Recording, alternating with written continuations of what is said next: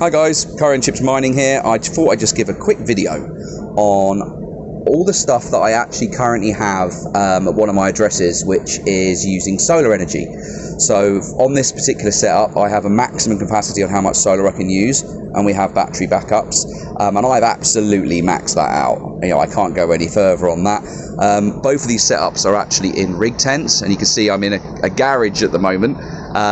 So the way that I've had these set up, I have a unit over in that corner which is pulling cold in air from outside, and then on each tent I have two heat extractors, which is ultimately pulling the hot air out and putting that through exclusion on the side of the building.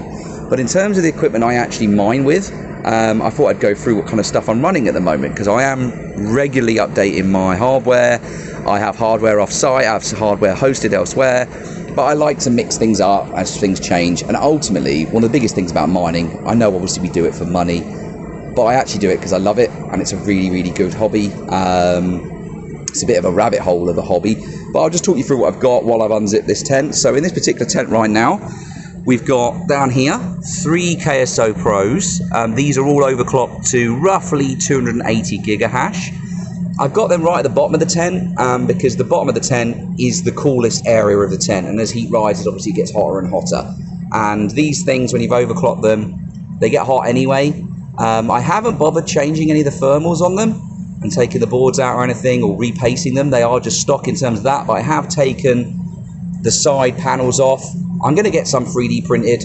I don't even need to, but I'm going to do it just because it's something you should probably do. Don't leave them exposed, the circuit boards underneath. And then I've got 120mm fan on the top. That is sucking air up. It's not pushing air down, it's sucking air up. Another thing that works really well with these, on these kind of shelves, is on a KSO Pro, the fans are at the bottom. So obviously with this shelving, it's lovely and cool down here. It's blowing the hot air down. And you'll see that this shelving unit is actually quite far forward. And the reason why I've done that is everything is facing pretty much the other way. So the cold air is coming in from the front and getting blown out by the fans and stuff on the back. Pretty much everything like that. Some things are the other way around, but generally I've played around with airflows, played around with temperatures, and this thing, when it zips up, works great. I've got negative air pressure, not insane amounts of negative air pressure, but I've got negative air pressure, which is pulling cool air in from the garage that I'm in, which in the UK at the moment, it is pretty cold. It's not cold, it's cool. Getting towards Easter, it's obviously getting a little bit warmer, but temperatures on these things are fine. So I've got my KSO Pros. They are all still mining Casper. I haven't put them on anything else. They're currently mining to Humpool. The great devices, you know, they're using like 104 watts, I think it is, including the overclock, each one. So they make profit. You know, even on a full domestic power rate, they would still make profit. So yeah, they're not going to make loads of money, but Casper's going to pump. It keeps pumping. It's still early days in that project. People seem to forget that, and that's going well. I then got some mini G miners, iPollo mini G miners. I love these. I think these are one of the most underrated little devices out there. They're really cool the way that they're made. They're in these kind of unique metal units. They're quite complex inside, actually. I've opened one up the other day because I had to do a little repair with a soldering iron. But yeah, you can replace the fans in them. The fans in them do get a bit annoying. They make this rattling noise. I don't know if you can hear that. So they are worth taking out and servicing and cleaning. But these things are profitable. Grin is just a great little project. It's been going on for quite a few years now. I don't think it's ever going to go crazy in terms of value. But I like the project. I like the team behind it. These Grin miners, they're brilliant. I've actually got 7 of them in total. I picked them up used about a year ago. So they're not in the most pristine of condition, but they work flawlessly. And I'm just really, really pleased with them. Then if we go further up, this is actually a Jaminer X4Q. So this is the 1040 megahash, so 1.04 gigahash version. I am now mining this on ETC. ETC has had a bit of a pump recently, so it doesn't support dual mining, but it works flawlessly. Jazz miners are amazing devices. They are a lot of money in comparison to, say, the iPollos, which are next to them, but for efficiency, reliability, everything about them, I think they're amazing. They're also really quiet. never have any problems. I was using this to mine on calcium for a long time, and that has been a great project for me, but I have literally just flipped them over to ETC on K1 pool. I then got some Apollos. These gold ones are the 320 mega hash version, which has 5 gigabytes of memory. These are also still now on ETC. So I can still mine ETC because the memory is 5 gigabytes and the DAG file's also not over that yet. So they're on ETC, but they do support dual mining. I've got a lot of good feedback on iPolos. Generally, they're like a plug-and-play device. In fact, nearly everything in this particular tent is what I would call a plug-and-play device. Just set it and forget it and just let it go. And you can see here that I'm running these two on iPolo power supplies, and they just work on the 6-pin PCIe. But then I've got these 4 iPolos here. 2 of them are actually the little minis, which are the 120 mega hash at about 104 watts. They do support dual mining with Zilliqa, which is great. And then underneath that, I've got another 320 mega hash version, and then the 400 mega hash version. They are all being powered off these server power supplies. You're probably wondering why this one's on a box.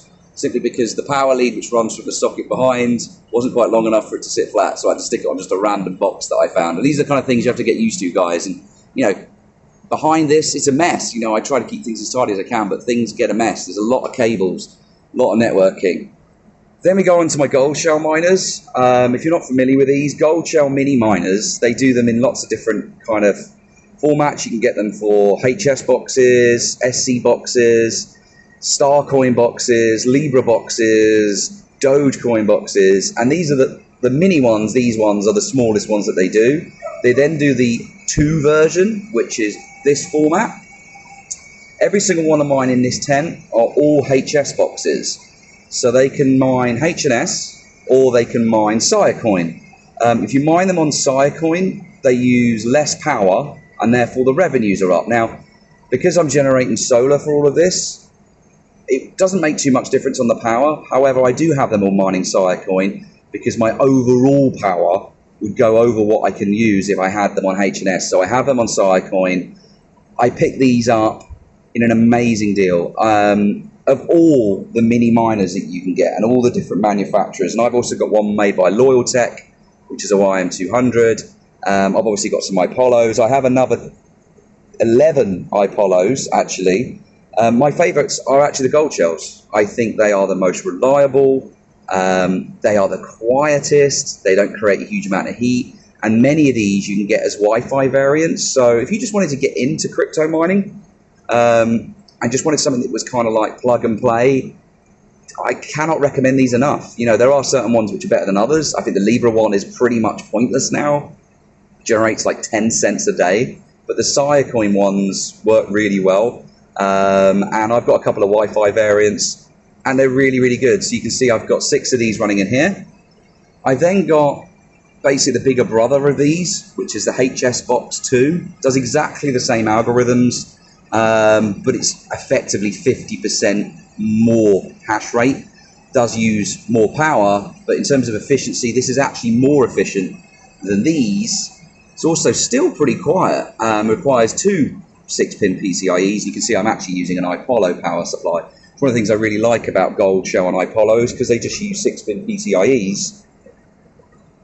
Because I just use 6-pin PCIe's, you can actually use either server power supplies with breakout boards, an ATX power supply if you use that little adapter to trick it that the 24-pin is connected, or you can, of course, use the iPolo ones on the gold shells. Just check that the iPolo power supply you've got is the higher rated one, and then you've got no problems. So yeah, that's what I've got there. And then if we go to the top, I then got a mini GPU stroke CPU mining rig. This is a Ryzen 3600X, which is currently mining Zephyr. Now, I don't know if you've seen the update, but HiveOS are actually changing the way that they charge. And if you've got smaller rigs, they're going to start charging less, which I think is brilliant, because it's so frustrating.